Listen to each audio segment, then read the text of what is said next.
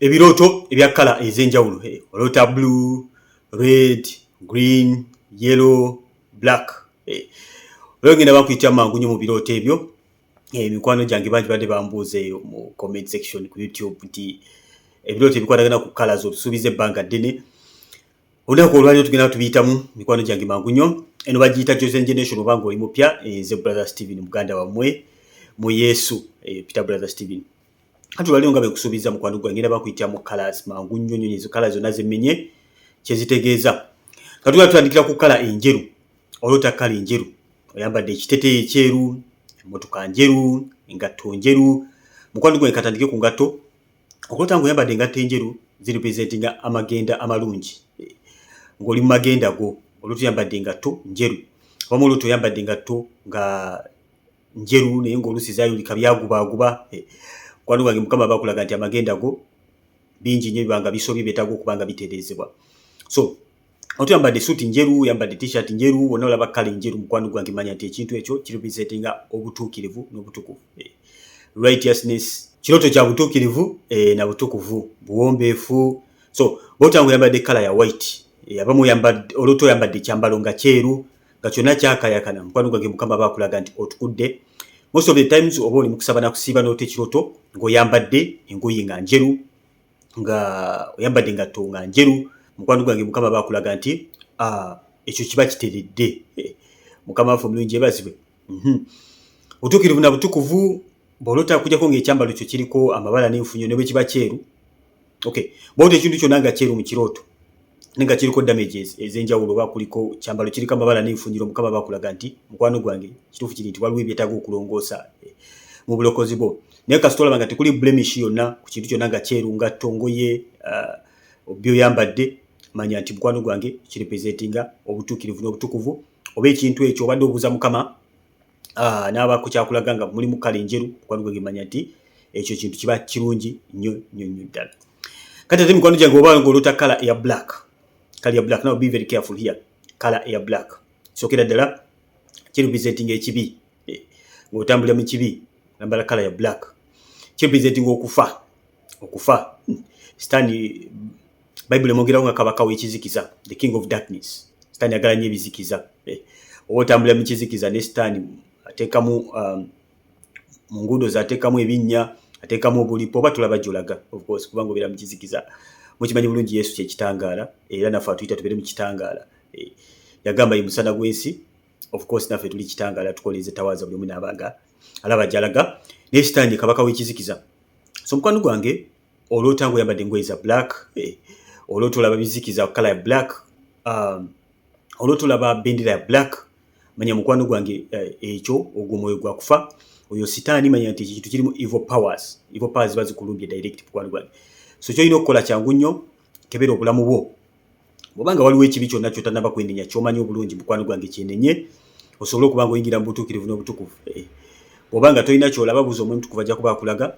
Bingi bye tukola nga tetumanyi, Omwoyo Mutukuvu n'atubikula n'atugamba mu butuufu ekintu ekyokola kikyamu mukwano gwange. So beera nga weekebera bw'obanga olaba black. Tugambe obadde obuuza Mukama ku muntu, Mukama ngende noona omuntu, tegeeza nti mubadde alina kyakugamba, ayagala kukwasa. Otakala ya black, Mukama aba akugamba mukwano gwange siyo kala ya black akubonaabona nnaku. Beera mu kizikiza, mukwano gwe beera mu kizikiza era oba tolina ky'olaba.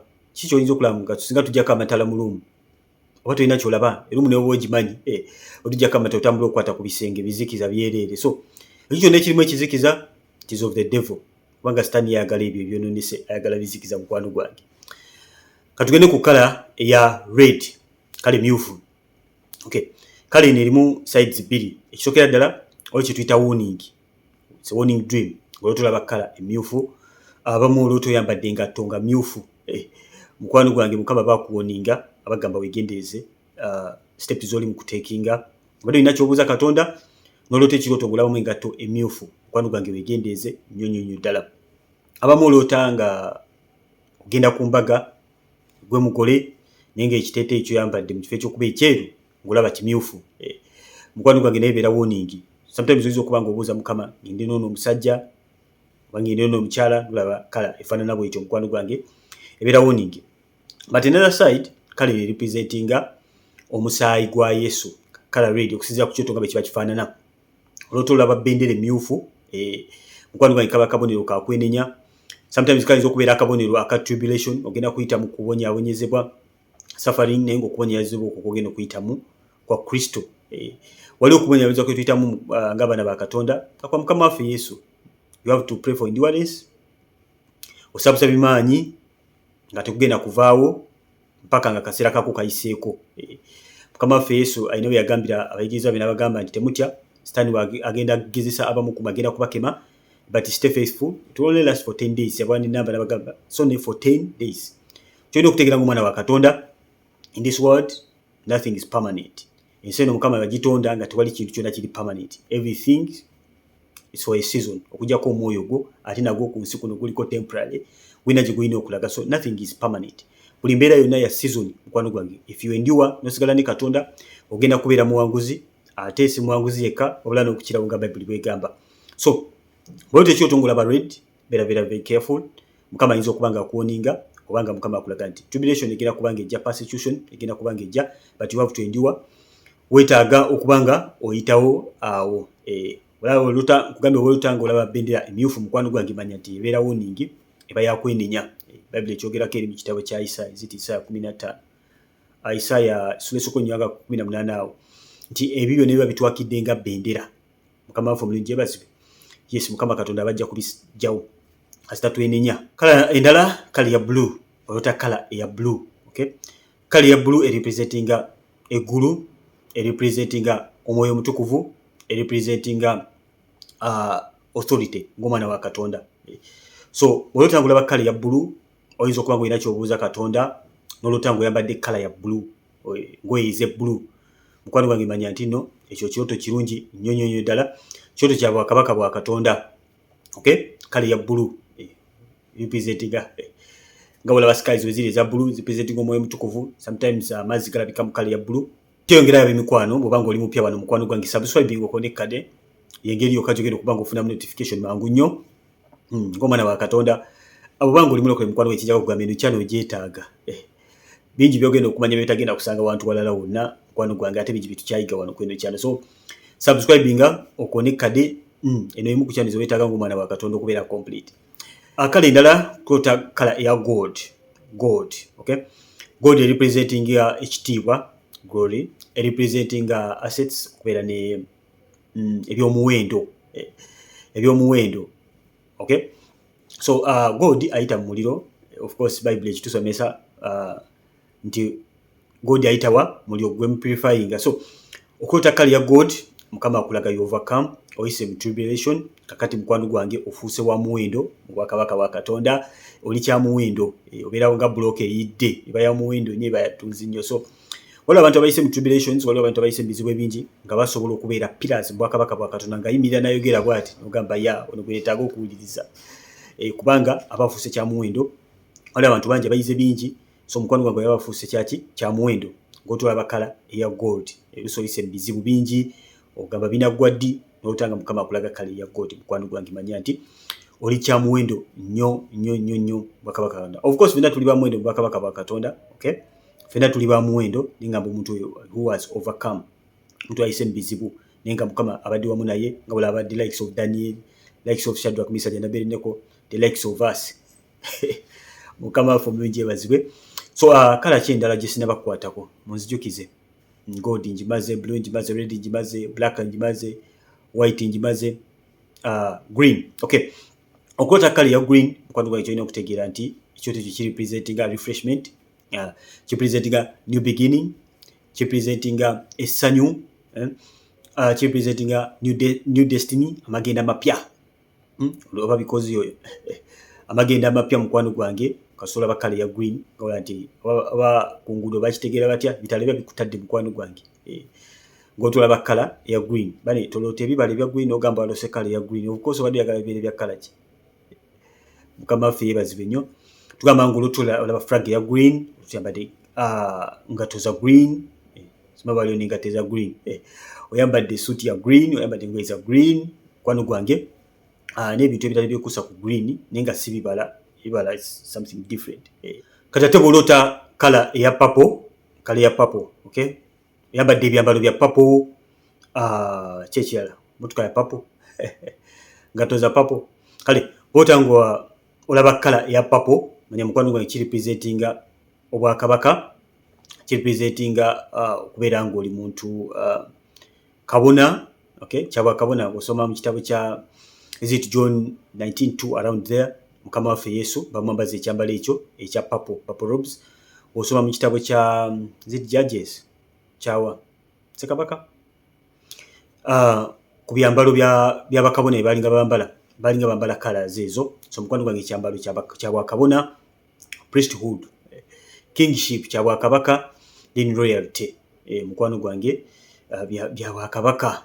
Bwotangula bakala ya grey kiripresentinga kitiibwa, end of age, bukadde. Kati ate bwolotangula bakala ya silver, kala ya silver representinga butuukirivu, purity, representinga kigambo kya Katonda, kubeera kwa Mukama, representinga butuukirivu, kala ya silver, maanyi ga Katonda. Kati ate bwolotangula bakala ya brown itegeeza ki? End of season. Kala ya brown bagita batya mu Luganda? Kikuusikuusi brown ebanga ettaka, okay. End of season, end of time, kala eyaki? Eya brown. Wadde olina kyosabira, wadde olina kyoliko olimeddeko, Mukama nakulaga kala eyo, kwano Mukama gwa season eyo ekoze eki? Eweddeko, eggaddwa. Ebiseera byayo, ebiro n'ebiseera biyise. We need to move on, twetagera ku kintu kirala ddala. Kala eya orange representinga kusitulibwa, fruitfulness, kubala, kubanga ogenda kubala, si kubala ebibala naye okubala kubanga ogenda kubifuna. Eya orange naye representinga amaanyi ga Katonda, representinga kitiibwa, kusitulibwa, representinga abundance nayo. Ese mikono ndowooza ezo kala zesobodde okuyita mu nnaku olwaleero. Aba yellow mbatumidde, aba red mbatumidde, aba blue mbatumidde, aba green mbatumidde. Ategedde kye ngamba kubira Mukama Katonda engalo ez'amaanyi. Mukwano Mukama banjagalire eno Chosen Generation, olwayo mbalijja kuyita mu colors mangu ddala olw'okusaba kw'abangi. Bana baba tumanyi channel eno, simanyi kyoliko, teka omuntu kuba akulesa olwaleero bangolandinga ku channel faanana bweti. Otolera ku Facebook mukwano gwange, genda ku YouTube channel yo otekemu ekigambo Ebirooto by Brother Steven. Ebirooto by Brother Steven. Okay? Ojja kubanga otuuka ku channel yaffe immediately. Video esooka kuguzo nojja bozitaba bulungi nnyo. Tuukayo subscribinga okonekadde, kuliko ebirooto bingi nnyo byetaddeko, so ojja kubanga olaba ebintu bingi nnyo ddala. Unaatulabira otabira ku TikTok, otabira wona otabira YouTube yesinga okuba live kubanga yo ebyo biri mu order, unlike TikTok, unlike Facebook, biri kind of YouTube mugimanyi. So genda ku YouTube subscribinga, ojja kulabako waka waffe mungi nnyo gwe tukoze. Njagala okutegeeza mwana wa Katonda ku guno omulembe gwe tulimu mukwano gwange, weetaaga The Chosen Generation. Waliwo blind spot nyingi ze tugenda okuba nga tubalaga, temutamanyi nga wanditaze okubimanya. Lwaki tufokasinga mu season eno mu birooto? Mangu nnyo tujja batulekera okukola ebirooto mangu nnyo ddala, nga bwe nabasuubiza nga ntandika okukola ebirooto sijja kubirwako nnyo. Naye kyolina okutegeera mwana wa Katonda, Mukama y'engeri gy'ayogeramu singa okubeera common. Kakati kya mugaso nnyo mukwano gwange, tunuulira bulungi nnyo, kya mugaso nnyo Mukama okwogera n'oba ng'otegeera Mukama kyayogedde. Oba tutegedde Mukama kyayogedde, ogenda kuyitwako. Bayibuli ng'ayogera mu kitabo kya Yobu nti Mukama ayogera omulundi gumu, ebiri, abantu batassaayo mutima mu birooto, abantu nga beebase. Mukama ayogera naawe emirundi mingi. Izo ga Mukama ayogerako ne ng'ayogera dda nga tebakola ki? Tebategeera. Ignorance is never an excuse. Bayibuli nayo tekkiriza ignorance. Ayogera mu Hosea 4:6, abantu bange bazikirira olw'okubula okumanya. Si lwa kubanga tebalina kukkiriza, si lwa kubanga tebamanyi Yesu, si lwa kubanga tebasoma Bayibuli, naye olw'okubula okumanya. Katonda tayagala ignorance, nsonga lwaki ayogera naye buli kaseera, ayagala kuyambe, ayagala communicating naawe, ayagala bire mu relationship naawe. Katonda ategeera otya Katonda kyayogera nga tomanyi birooto. So eno channel simanyi na mirundi gyeza kugamba nti ogyetaagamu eno era gye tulimu.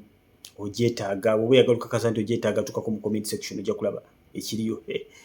Bana Chosen bajja kukakasa nti eno channel ogyetaaga mu kwanduka mu mulembe gwe tulimu. Kale bannange, tusikane ku video eddako, nsikane ni Brother Steven kwa Chosen Generation. Yagala twegatta ku WhatsApp, kebera mu comment ojja kusanga mu link yaffe, oba tuweereze message wangu tubira ku Facebook kuliko option ya WhatsApp. So sokona direct not messaging ku WhatsApp tujja tugata mu group ku YouTube link zibeerawo wansi. Of course kwese namba y'essimu egerako ekigambo WhatsApp